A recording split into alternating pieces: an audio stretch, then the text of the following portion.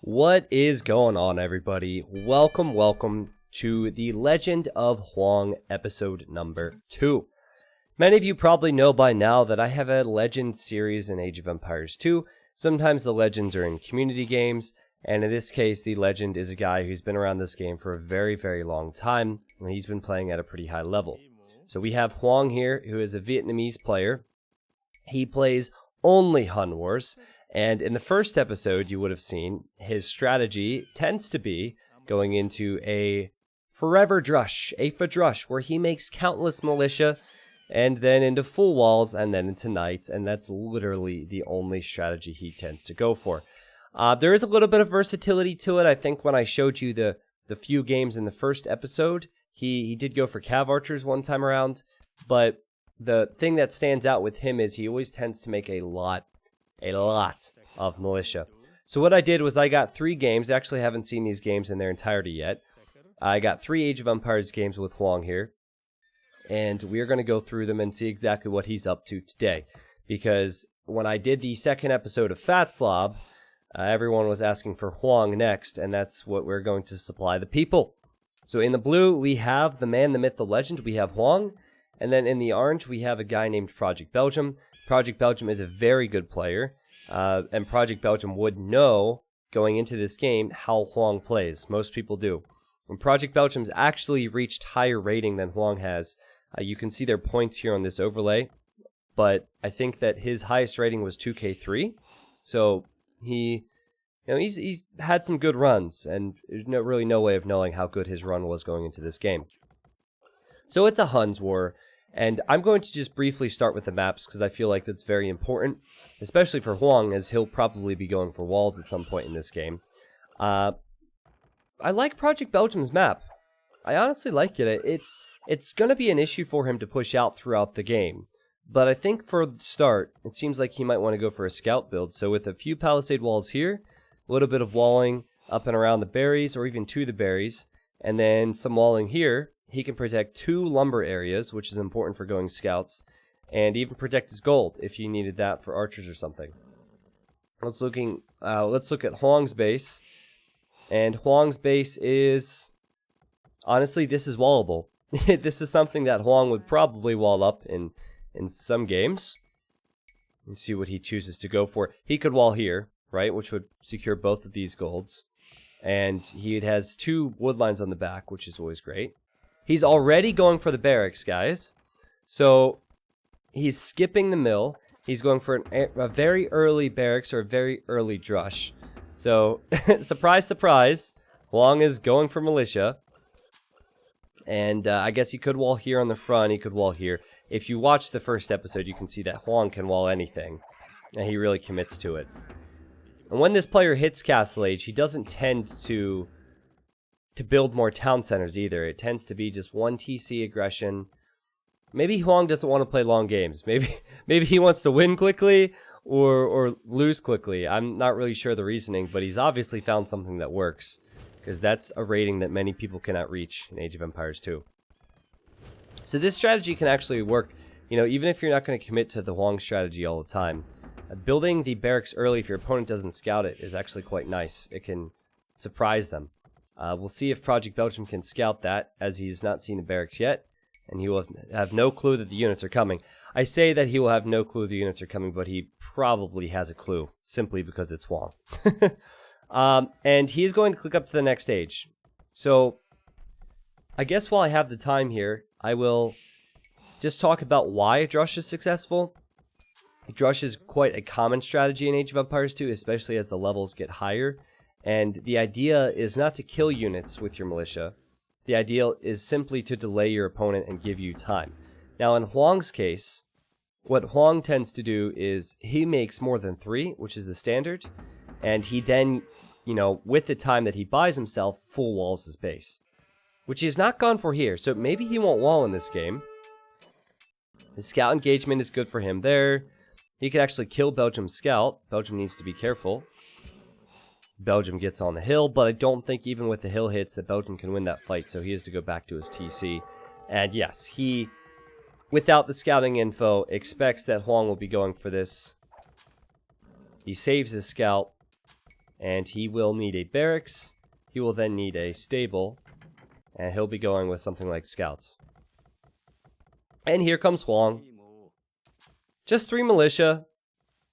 Just 3 militia. And back at home, he's still in the Dark Age. Has no form of military at home to defend from scouts yet. But he's adding farms. Lots of food eco. This is a visual bug. That farm's actually working. And unfortunately for him, Hoang's not going to do any damage at Belgium's base. Because of the quick Hoang from Belgium. Yep, Hoang was thinking about going in there. Yeah, he took a little bit of damage. Probably shouldn't have done that. Nice job from Belgium. Now, Hoang can still be an annoyance. So, he already forced villagers to wall up. Now he's forcing villagers into awkward positions. Like this villager's trapped. These 2 villagers are trapped. Drush is a great strategy. It really hurts your opponent's economy. Back at home, Hoang is on the way up to the next stage. He's sending 4 villagers to gold. And he's only at 150 food right now, but he has quite a few farms. He also has quite a few on berries, so we'll see if he can fast castle off this. Now, the real problem for Hoang here, guys, is that he's not going for his walls, and typically he does. But, okay, he's going to show you guys his versatility. You guys wanted to see what he could bring to the table, so he's bringing some walls to his wood line. I like that. If you're not going to wall your base, you have to wall your wood line up because the scouts will be coming out. Belgium's economy will be very, very strong. He's actually pushed a deer for more food, and he has lots of farms up. Also, these farms are horse collar farms, meaning that they will last a bit longer, bring in some more food. And Hoang is marching back home. You know, it doesn't look, when you look at this guy's play, I mean, this build order is actually pretty solid. And I think he's going to execute this nicely, but it's just not normal play. Like, even here, he didn't go for the extra militia, but you just don't see this at high-level Age of Empires 2 anymore. Or not even anymore, you didn't even see it in the past. So he's building his own stable, and this seems like a drush fast castle into knights build order. Now, if he were to start creating scouts now, he'd already be behind in the scout numbers compared to his opponent, right? So you probably don't want to do that. And probably the play here is to try and wait for the castle age upgrade. Really should have added a few more farms. It's definitely not the perfect build order. As you can see, he does not have the resources to click up as we speak. We're going to see more games from Hoang in this episode, in this whole video. There's going to be 2 more games. And maybe he'll perfect on that. But yeah, idling his town center, this is common with Hoang. He does this a lot. He idles his town center, which, if you ask any other pro player, they say that's not a good thing. Because you want to be creating villas at all times. But, in this case, he'll drop off the food, and he will click up to castle. So now Belgium really needs to do damage. And you know what? Hoang spots that these villagers are coming forward from Belgium. Belgium wanted to tower the gold. And Hoang, he's building a tower here, and he has the spears and militia here to defend. Will he lose a villager? No, he won't.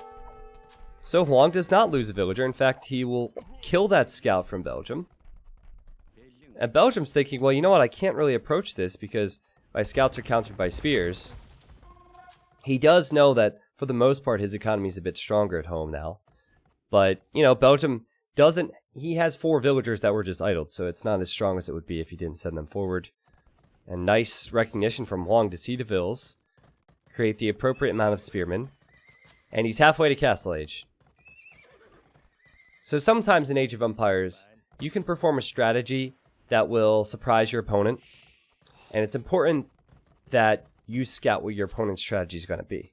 Here, there's no surprises, which almost makes Hoang's success more impressive. Because if you know a guy's going to go for the same strategy all the time, you know how to prepare for it. Belgium has really not found any success here. He's hoping to get some vill pickoffs. And there we go, he gets 1, so that's good. It's 1 less villager for Hoang to work with. He's only at 28. And Belgium is now walling up his base, as he expects the knights. Again, he sees the stable, he sees the blacksmith. Players at this level know exactly what's coming, especially when they've seen Hoang play 1001 games. Now, the great thing about Hoang, and I can already tell you what this is going to be, the great thing about Hoang are his sneak buildings. So, Belgium is expecting all of the military from Hoang to be coming from Hoang's base, right? However, what Belgium doesn't expect is a forward villager, and I imagine this villager is probably going to build a siege workshop right here. And it's just crazy because you just don't see that. You also don't see someone investing into a lot of knights without upgrades, but that's what Hoang is doing. And there we go, the siege workshop will be on the way up. And Belgium is full walling his base up, and he wants to go into knights as well. He's about 25% of the way to the next stage. Yeah, look, see, Belgium has the outpost. Funny enough, he can't see that siege workshop with that outpost. But really what he needs to do is just not let these knights in now. And if he's playing into knights, he's actually playing into Hoang's hands, because that's what Hoang already has. So Belgium, okay, he sees the siege workshop now, so he's immediately building a tower, and now he starts to panic a bit. He places the tower because he knows the Mangonel will be coming. He tries to repair the wall, and Hoang gets in. And Belgium, he quick walls his gold off now. On the right side anyway, yep, another quick wall on the right side. The tower will go up for him, though he loses a villager. And he could lose more. This is... Poor Belgium is just freaking out now. He's lost a few villagers. The Mangonel's on the way. He loses another villager, and unfortunately, that hole really put a dent in the plans for Project Belgium. In fact, Hoang is going to try and repair the Mangonel, though it's unsuccessful. But I don't really think that Mangonel matters now, seeing as this tower is probably going to go down anyway. And Belgium is trying to make knights, but he's just so far behind in the production. So, again, I didn't know exactly how this game was going to go. I think a lot of people could see that as just a misplay from Belgium to not wall that up. But regardless, these forward buildings would have really been strong for Hoang. And even if Hoang wouldn't have gotten in, he would have had about a dozen knights before Project Belgium could make any. And again, you just don't see this. But Hoang, this is just everyday life for him. He kills more vills from Belgium. Belgium has a few more upgrades on his knights, but he doesn't have near as many numbers. And now the Mangonel's on the way, and I just feel like vills are going to die here. Belgium's only choice is to commit to kill the Mangonel. But in doing that, he'll lose a lot of his knight's HP. And yeah, he's going to lose a villager or two here anyway, and one more shot there. Oh, another villager down. I think, yeah, there's the GG. So Project Belgium calls the GG. We have 3 games here, and I tried to put them in order of worst to best. But yeah, that's a Hoang strategy without the walls. So, you know, with the Legend of Fatsob, people wanted to see Fatsob actually fight. Episode 2, Fatsob actually fought. Here we have a pro player who typically goes for more than 3 militia and full walls into knights. This time he went 3 militia, no walls into knights, and it worked. It worked. It's incredible just how effective that looked. You know, it's so simple. And the funny thing is, look at his economy. He has idols. Normally you would see players refresh those lumber camps. Hoang is getting victories in a style that's not very flashy, but it's successful. So I have these recorded games here. I probably have a lot of weird names. Don't look at them, please.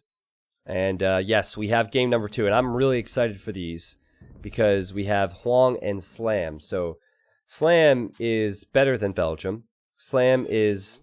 I should probably switch the colors here. Yes, Slam is in the red here. And Slam is one of the best players in the world, both in team games and 1v1s. Hoang does not have that title. You can see the rating difference. Slam is at 2k5. There's only about 10 to 12 people who've ever done that.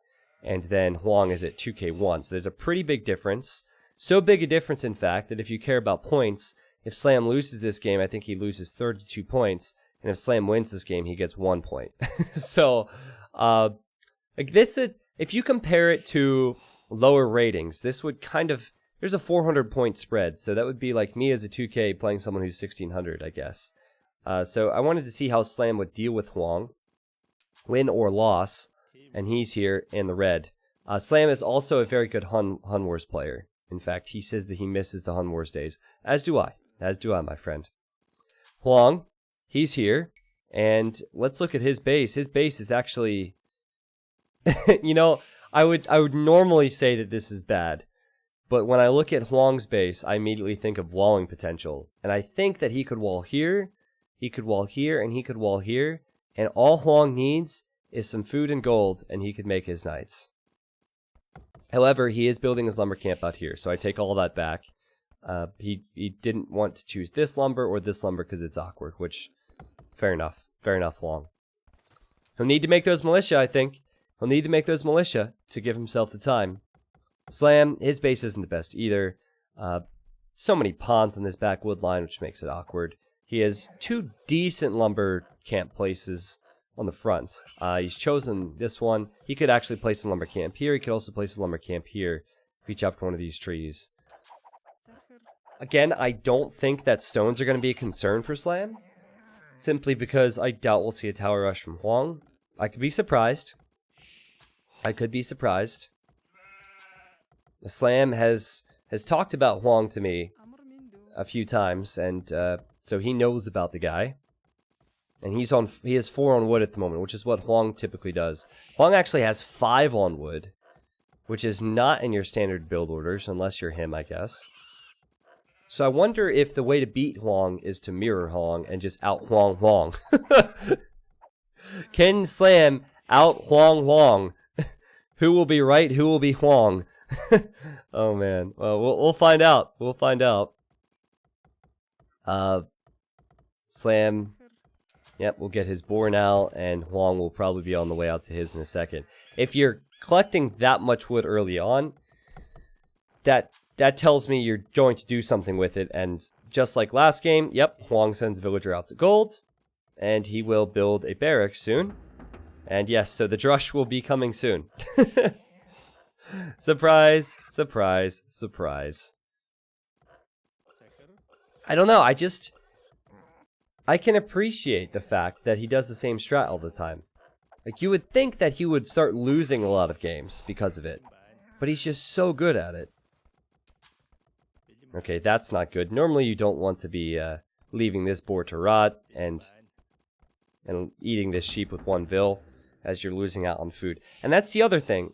Some of these small things that Hoang does, they're pretty ugly. Like, pretty ugly, even from the 1700 rating perspective. Like, the lumber is awkward. This eco's awkward, but he might have a poor man's eco, but he sure makes it work. Okay, so here's Slam, and he has not yet found Hoang. What is Slam doing at home? See, Slam is building his own barracks, and this seems like a pretty standard man-at-arms build from Slam. We'll know here in a second if he gets loom after this vill, and builds a mining camp here. Oh, but you see, notice this. He's not getting loom. Hoang's here. Hoang's gonna fight this villager. Now, she's on a hill, so I don't think Hoang will get a vill pick. What's the play here, Slam? You know what it is? He queued up 3 militia, and so he doesn't have the extra 10 gold he needs to get loom. So maybe, I don't know if he's delaying his loom intentionally or what, but here come the militia from Hoang. Slam can now get loom, but no, he's gonna make more militia. Slam is gonna Hoang. Let's go. Okay, so this is always awkward on the hill to wall in your villagers. Slam does have 3 militia. He has time to see this, and okay, so he's gonna leave the gold party, and she's gonna stay there on her own, which could be enough. Hoang is actually, he has 3 on gold at the moment. So, he has more militia coming forward. This will be he has a total of 5 on the field. Problem for Hoang is that he doesn't have all of them here yet. And Slam has all of his here. But Hoang does have the scout, and the scout gets a lot of value in these fights. And so Hoang's actually winning the engagement at the moment. So Hoang is out Hoanging Slam, if that makes any sense. Slam sent another villager out to gold. This is all very difficult for Slam because his gold villagers are needed to make more militia. He has the food. And just more and more and more and more militia from Hoang. I love it. even running into a wolf, he doesn't care. So Slam, he's probably thinking, hey, just how many do I make? He's also probably thinking, okay, I have a full HP scout, and that's a great engagement for Slam. Nice little hit. But Hoang gets the hill, and now Hoang gets a good engagement. Can he kill that militia, or will Slam get it? Oh! Nope, scout's dead. So 8 military versus 6. Slam is making more. I love it. It's so silly, and yet it's very effective, as we've seen in the past. And Hoang has shown no signs of stopping. So this is for drush territory. I've coined the phrase for drush, which I say stands for forever drush. You know, that's just my term for it. It's not an actual Age of Empires term. Unless you take what I say. Unless you think I'm the Age of Empires Bible, then Fadrush is a thing. Slam has this hill, and I think Slam, all that he's concerned with is holding. Because he's Hoanging Hoang, right? So all Hoang does is, he does this for his economy so he can go into knights. So both players, they don't know how many militia their opponents are committing to, which is interesting here. And they're scouting well enough. Nice pickoff from Hoang, but they're scouting well enough to know. But it's almost like who blinks first. And funny enough, I think they're going to blink at the same time here. As they're both getting loom. Pretty incredible. And they are going to click up to feudal, I imagine. Now, Slam's been caught out. He's gone to the wrong side of the cliff. He is using his scout to see that Hoang is here. And he's looking to delay. And yes, Hoang will now not be able... Oops, sorry about my phone there. That's a buddy. But he won't be able to get into the economy. And oh my goodness, this fight could be so good for Slam. It also could be better for Hoang. I like Hoang's engagements better, except for this guy right here. Like, those guys at the top, they were taking some really bad fights. And no offense to Hoang, I always expect Slam to have better micro here. And he does. So he has 3 weak militia now. And so, they just kind of cancel each other out. And here comes Slam, and he can delay a little bit with the militia. Let's look at the economy differences. Slam only has 200 food in the bank, funny enough. And Hoang has 500 food. So if they're going fast castle behind this will actually be a really nice situation for Hoang. Slam could, of course, delay some of the economy from Hoang, but he probably won't kill anything. I know I said Slam's micro is good, but it's not that good. These are just militia, and it's not worth getting a man-at-arms upgrade for these 3 weak militia. If there's any weak militia out there watching the video, in your case, I think that you should go for it in life, and you should upgrade to man-at-arms. Aspire to be a better version of who you currently are. However, these militia, they have no potential, so... See, it would have been a waste. Okay, what do you expect? A stable. And then a blacksmith. And he's forcing down... Look at this! How many pro players do you see build a blacksmith with 5 villagers? Build a stable with 3 villagers? Every other pro player is saying that's a lot of idle time. But he just wants the fastest castle age possible, and there we go, he clicks up. Meanwhile, Slam, I imagine his economy is okay, yes. So he will also click up. He's actually utilizing the market here for some eco balance. Deleting his walls now, and he will now build stables as well. So we will now talk about these 2 militia that I called useless and see how much value they can get out of things. And see, that's good. That's about 3 or 4 less gold now for Hoang because he had to attack those 2 things. So, are there any weak villas here for Hoang? There's a few, but they're not weak enough where the militia can pick them off. What's coming forward? Oh, some scouts! Hoang is sending... I love it! Hoang is sending forward scouts, and there's no way Slam expects this. This could actually pay off. He's slowed down the stables. He's sending in another scout. Slam's going to lose her. And now we have a forward stable from Hoang. So just like the forward siege workshop last time, we now have a forward stable. Oh! Oh! Yeah, so you never get man-at-arms. You guys are worthless. You guys are worthless. They didn't get the pick off on her. But Slam was pretty darn close to killing that villager. She's left on 1 HP.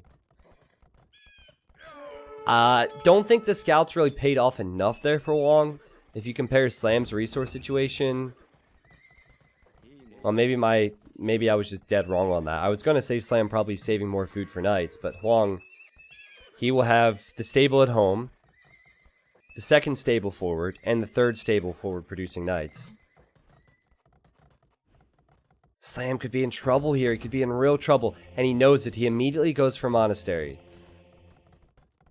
So Monastery, of course, to convert knights. Now, remember, most players would probably add town centers and make more vills. Hoang does not do that. He's not even looking at her. He can't look at her because she's too damaged. She's damaged goods, guys. Hoang doesn't care. Now, Slam, he's creating villagers.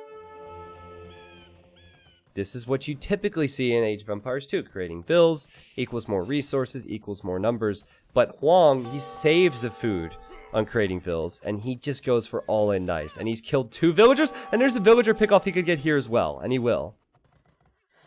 That attack upgrade's so helpful when picking off vills. It's crazy. It's just crazy how this strategy's working against a player of Slam's quality. Now Slam goes for conversion, and the monk dies! Hoang's micro is not at home. Not at home, guys. Look at the idols. It's forward. This guy's incredible.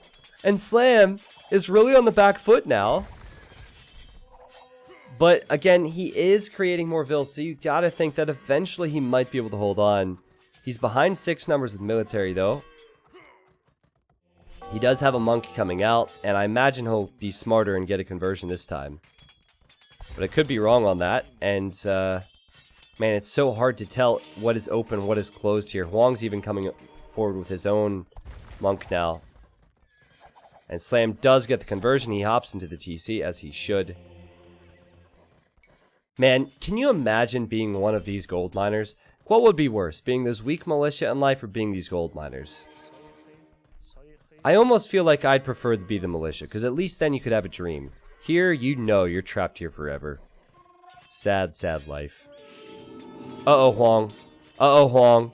Uh-oh, Slam's gonna surprise you. Slam gets a conversion. Slam kills the monk. Great engagement from Slam.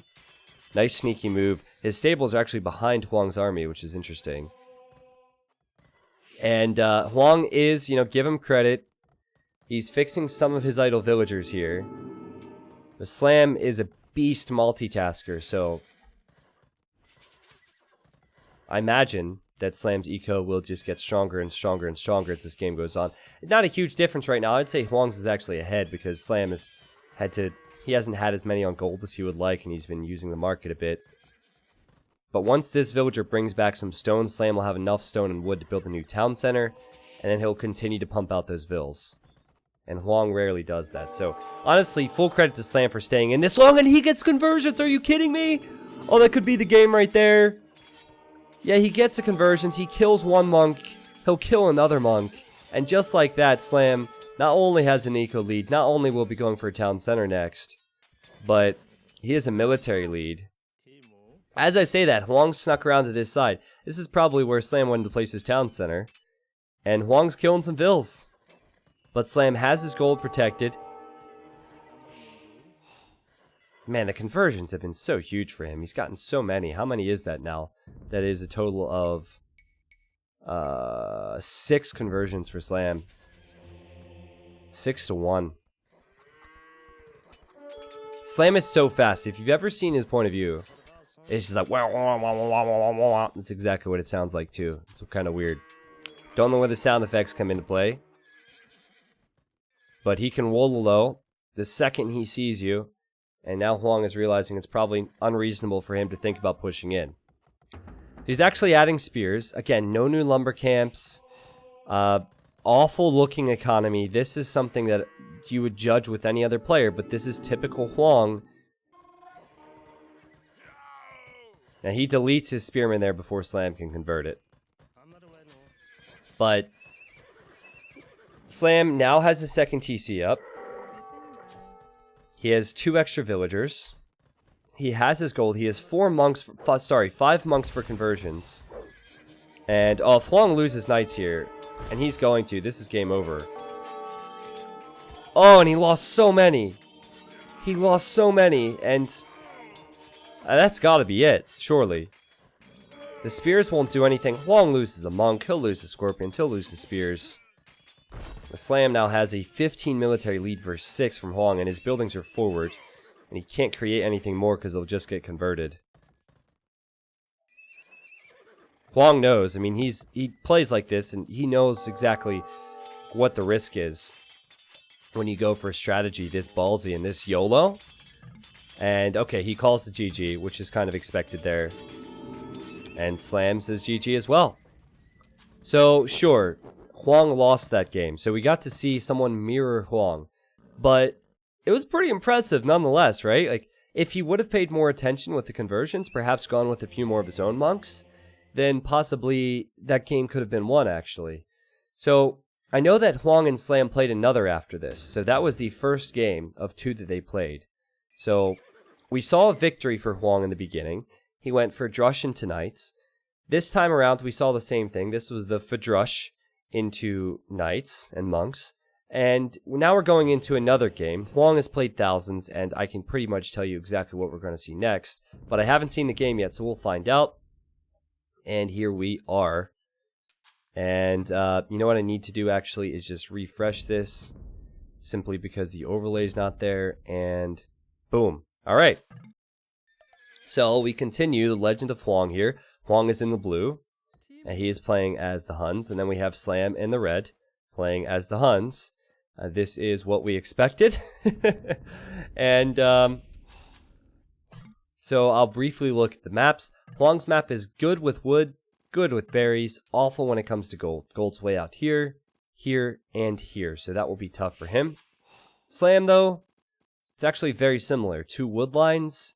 He has forward berries, and he has forward golds. So I would prefer Hoang's situation slightly. Slam, however, has a very similar map. I don't think that stones are a huge concern because it's Hoang. He doesn't use stone, except for maybe a tower. So, don't need to look at that too much. Slam, he loves his deer. He's pushed in a deer already for a nice little food boost. Question is, will Slam Hoang, or will Slam try and slam Hoang with something like scouts or archers or something else that Huns are known for? Because I don't think Slam would ever do the strat he did last game if he was playing somebody else in this community. He only did it because he knows his opponent's style. Now also, the question is, will Hoang switch his style because he knows his opponent is going to go for his strategy? No. I haven't seen the game yet, but I can pretty much tell you that's a big fat no. Hoang does what Hoang knows. And I can kind of relate. Like, there are certain things that I'm more comfortable with. And some opponents I play are used to seeing those things. But Hoang has 4 on wood, which I think he did 5 last time, right? So this is an indicator that he will go for his strategy. And then Slam has 3 on wood. So Slam might have something else up his sleeve here. So I'd like to credit the viewer, what was his name again? Blue Strawberry. Blue Strawberry messaged me last week. And I was already planning on doing more Hoang videos when he started playing. I didn't realize he came back because he was gone for like a month or 2. And Blue Strawberry said, hey, check out this game. So this is the game he actually saw. And so thank you, Blue Strawberry, for reminding me about Hoang being active again and for telling me about this game. So I'm kind of excited because Blue Strawberry didn't say much. He didn't spoil anything, but he implied that Slam had a nice strategy to counter his opponent's strat. And obviously Blue Strawberry contacted me because he's seen the first video. But honestly, I feel like the most impressive thing from Slam was probably that last game, because he out-Hoanged Hoang. he just mirrored the guy. He's like, oh, you want to do that? Cool, I can do that too. Anything you can do, I can do better. Nice board timing from Slam. That's just perfection. Slam He has dreams about that. Look at that. One boar finished. Next boar finished. Or next boar right up, I guess. And yeah, there's Hoang. He's going for his drush, guys. And oh, he's going to try and wall as well. So, last time he did not wall. This time he will. Is anybody surprised here? I'm not. Slam is building up towards what looks to be scouts. 20 population up. Very quick. You know, it's possible that he could still go for scouts, maybe build one lumber camp. Oftentimes you'll see players go for 2. Okay, he'll go back here for it. Just a bit more efficient to go for 2 long term. Yeah, this has got to be a scout build of some kind. Either scouts or archers, and he hasn't gone to gold yet. So he could be finishing the boar. He doesn't want to waste any food. And then he could go to gold. But the reason I don't think it's archers is just because for archers, you would need that mining camp. And I don't think you'd have the wood to build a barracks, then archer ranges, after building the mining camp. You would go to wood a lot earlier, or with just a few more villagers, if you would be going for archers. Fun fact, I've said this a lot, if you start building your barracks at 60% of the way to feudal age, it'll be up right when you hit feudal age. You'll notice the time here below was at about 69% when Slam placed that, so this barracks will be a bit later than he would like. He is going to push in deer, and here come the militia from Hoang. So this needs to go up. If the barracks doesn't go up, then the stable doesn't go up. Slam is being a greedy boy here. He needs to force this barracks up. It's at 86%. Okay, he'll get it up. And now he'll place the stable, and then he probably needs to wall here. Hoang has got to expect this. And funny enough, Hoang does not see it. Hoang does not see it, and so he might be too late. I cannot stress enough to you guys just how difficult it is to be cool and calm under pressure when you have this many units right by your base. But Hoang certainly makes it a lot easier by not fighting. I think he was worried about his walls at home. So he's full walled his base.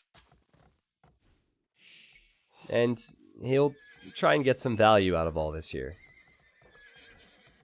Okay, so if your opponent is full walled and they don't have military, normally what the play is to tower rush them. If they're full walled in Dark Age and you tower rush them, they can't build defensive towers. You can batter your way in. They have no possible way to quick wall behind if there's a tower, right? So if Slam were to build a tower here and start battering his way in, Hoang would have to wall here because he can't wall behind if the tower's up. But Slam's not doing that. And so I still say that Hoang's probably feeling pretty good about his situation, provided his economy setup is good. Because Hoang's strategy only works if his economy and his build order is perfect.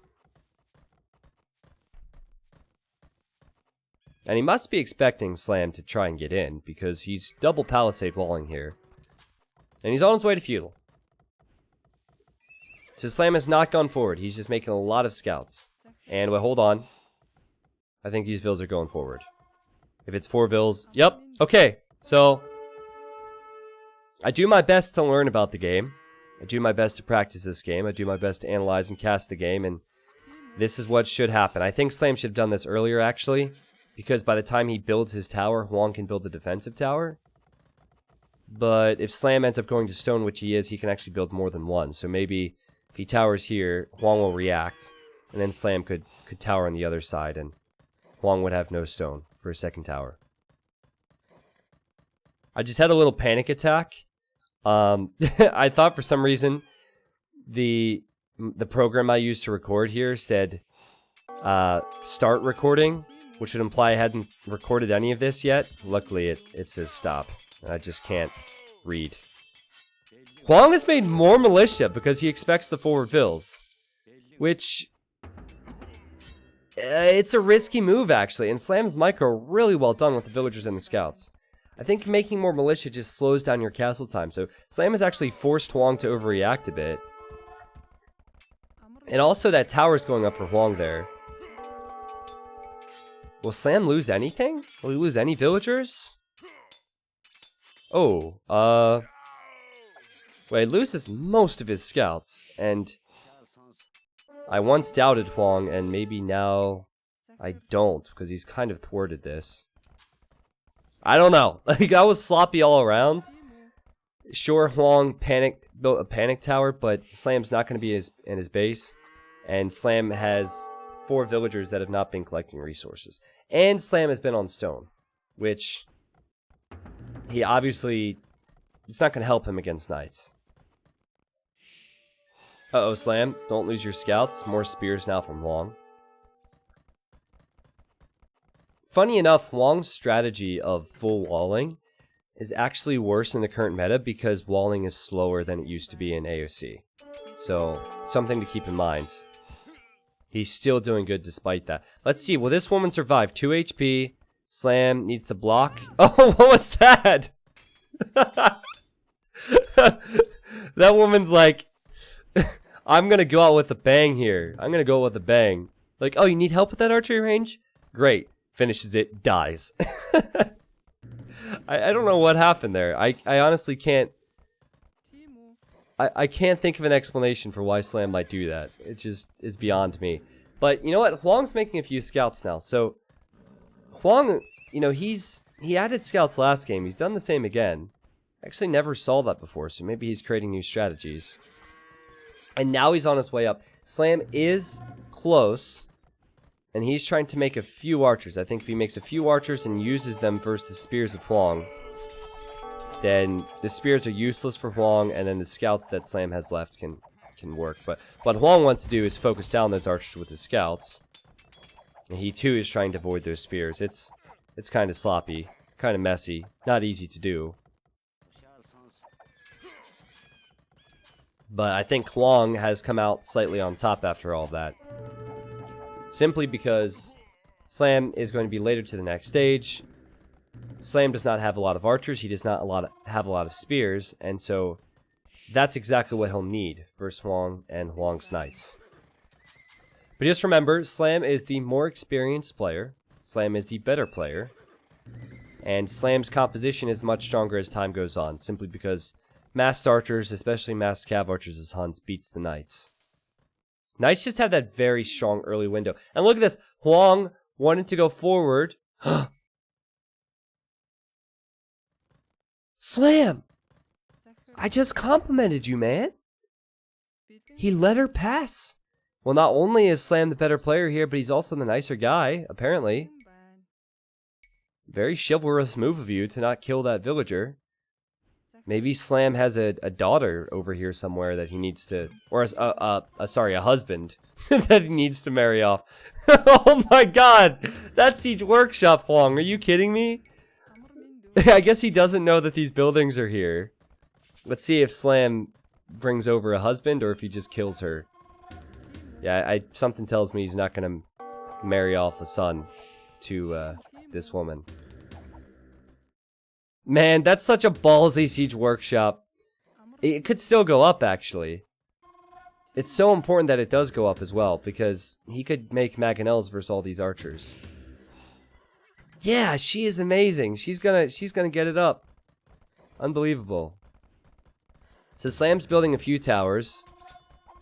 He's also making a few spears and a few walls. We've seen this before. And he just needs to keep the knights out. You know, here he's still wide open, but he's towering his wood. Here he's still wide open. Really just needs wood. And he needs gold. And he also needs a response to this Mangonel. I bet you he can queue up a knight here. If he queues up a knight, then maybe he could say good night to this Mangonel. Yep, there it comes. And I think Hoang is recognizing that, so he's trying to block the knight from coming out this way. Unfortunately for him, I think the knight will probably path through. Oh, nope. Oh, this is a nice trick from Slam. Slam's going to build a gate on this side. And so the stable's just going to spit the knight out this way. Because the gate's there. I think it's easier for the unit to go through the other units than it is the gate. Wow, are you kidding me? That was a sick play from Slam. I've never seen that before. He built that gate there, so there's absolutely no way that the knight could go through. And so the game forced the knights out the other side. That's brilliant. And that really helps him here because he's already struggling. He's lost his stable. He's now going to lose an archery range. And now he can rely on his micro and maybe a few conversions. And there's the monastery, the same monastery that we saw last game, of course. Hoang built his own monastery. He's healing up his knights. He has a Maganel on the way. And Hoang back at home, as usual. Not a lot going on there. Not very efficient. But his whole eco is just set up for attack. You know, this is how Age of Empires 2 was meant to be played.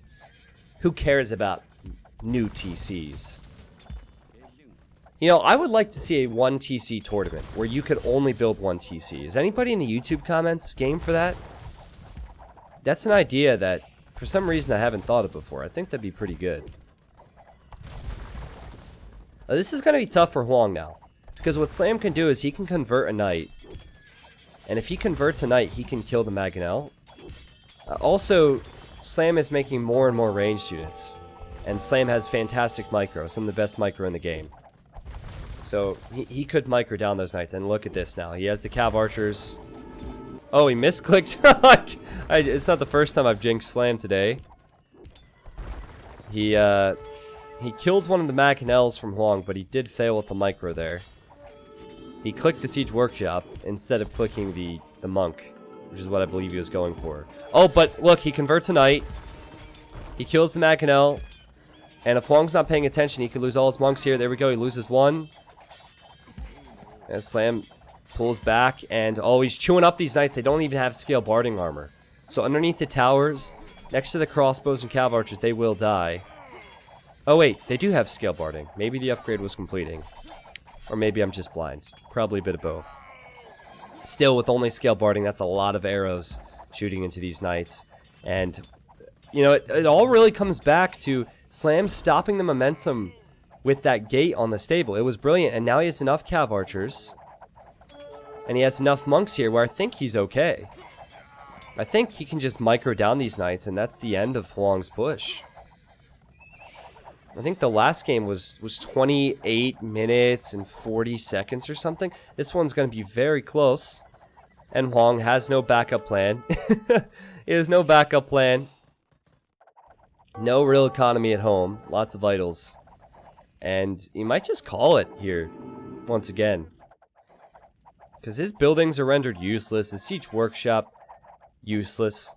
The battering rams he created, useless. And Slam will, of course, be sending pressure his way. And Slam already has the answer to the knights on the field. And yeah, Hoang says GG 11. And there's another game. So we got one victory from Hoang, which is game 1. But I think it's almost better that Hoang lost in the final 2 games. Because the way he lost was pretty... Well, it was impressive play, at least, from Slam. This is what Hoang does, guys. This is why he's a legend. He has thousands of games. He only does this. And he took Slam to some very awkward moments. That was quite a play from Slam, though. I've casted this game for... Oh, jeez. I don't even want to tell you how many hours now. But a long, long time. And I don't think I've ever seen that. So Slam has either tried that before or he just had a moment of genius. You know, I wish that right before that moment, they could have saved the game. And then restored it, tried it Slam's way, where the knights ejected to their left side, and then quit, restored it again from that same point, and then tried it without Slam putting that gate there. Because I just wonder if he had the gather point here, if the knights would have gone that way. It's tough because units do path through each other, but I felt like Hoang had enough knights there where it just wouldn't have worked. That was for sure Hoang's thought when he put the knights there. Maybe that's a video that I need to make at some point. I'd look into all of that. But thank you all for watching. I'll show you the achievements of this game. I know I didn't show you the achievements of the previous games. That is what's going on in the world of Hoang. That is the second episode of The Legend of Hoang. In the future, we might be able to go into some more games to see some impressive counters to Hoang's strategy, or maybe some impressive wins from Hoang. However, it might be some time because he hasn't been quite as active recently. So as always, if you guys like the YouTube content, please leave a like. Also, make sure to leave comments with recommendations and thoughts on the video in the chat, and I'll see you guys next time. Thanks again.